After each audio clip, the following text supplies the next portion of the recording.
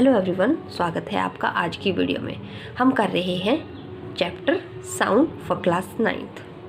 अभी तक हमने देखा कि साउंड कैसे प्रोपगेट करती है, डिस्टर्बेंस को कैसे कैरिड फॉरवर्ड किया जाता है, different characteristics of the sound wave that are amplitude, wavelength, frequency, time period, pitch, इन सब के बारे में जाना। आज हम जो टॉपिक ले रहे हैं that is speed of the sound.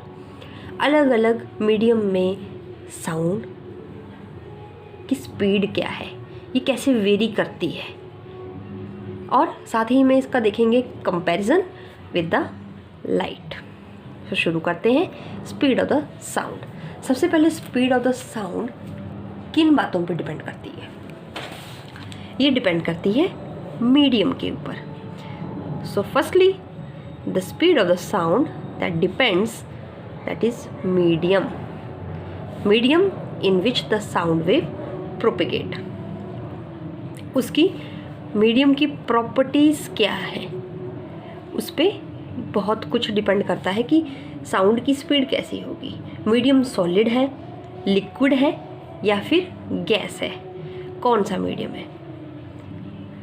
For example solid के केस में साउंड वेव जो है वो फास्ट स्पीड से ट्रैवल करती है। In case of solid speed of the sound is more than in case of liquid then in case of gases. So we can say that the speed of the sound decreases as we go from solids to gases.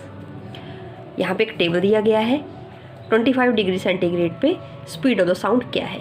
जैसे solids इन्होंने लिए हैं aluminium, nickel, steel. Aluminium के case में speed of the sound is more as compare to glass. और liquid से comparison करें तो सॉलिड्स में स्पीड बहुत ही ज़्यादा है।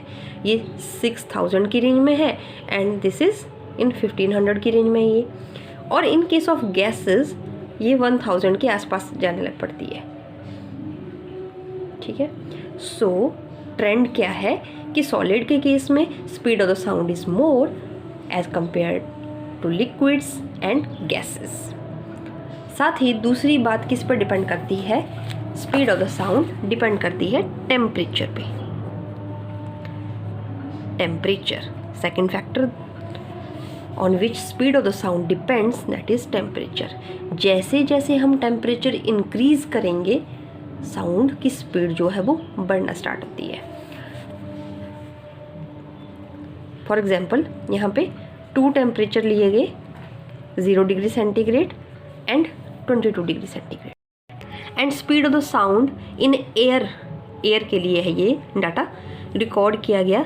This is 331 metre per second speed of the sound in air at temperature 0 degree centigrade. And when temperature increases speed of the sound was found 344 metre per second.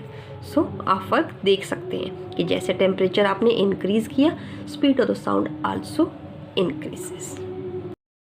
जैसे यहाँ पे आपको क्वेश्चन दिखाई दे रहा है, in which of the 3 media air, water और iron does sound travel the fastest at a particular temperature. अभी अभी हमने किया कि सॉलिड्स के केस में साउंड जो है वो ज़्यादा स्पीड से ट्रैवल करती है। सो iron, in case of iron the speed will be fastest of the sound।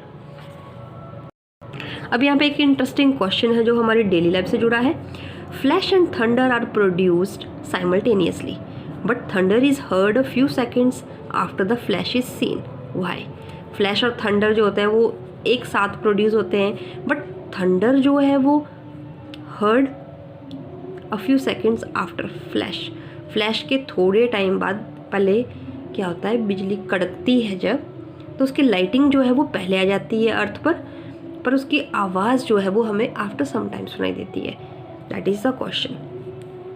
तो फ्लैश लिंक्ड है स्पीड ऑफ लाइट से, और थंडर जो हमें सुनाई देगी वो लिंक्ड है स्पीड ऑफ साउंड से।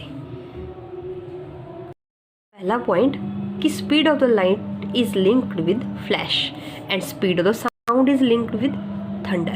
As we know, the speed of the light is 3 × 10⁸ metre per second, where as speed of the sound is 332 around metre per second. So आप कंपैरिजन से देख सकते हैं कि साउंड की speed as compare to the speed of the light कितनी कम है।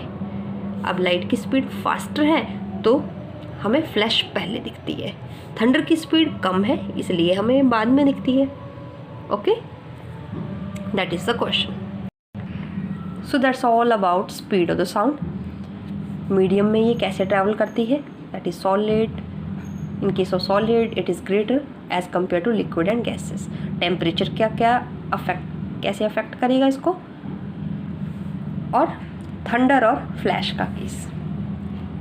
आई hope you enjoy the session. Thanks for watching. मिलते हैं नेक्स्ट वीडियो में।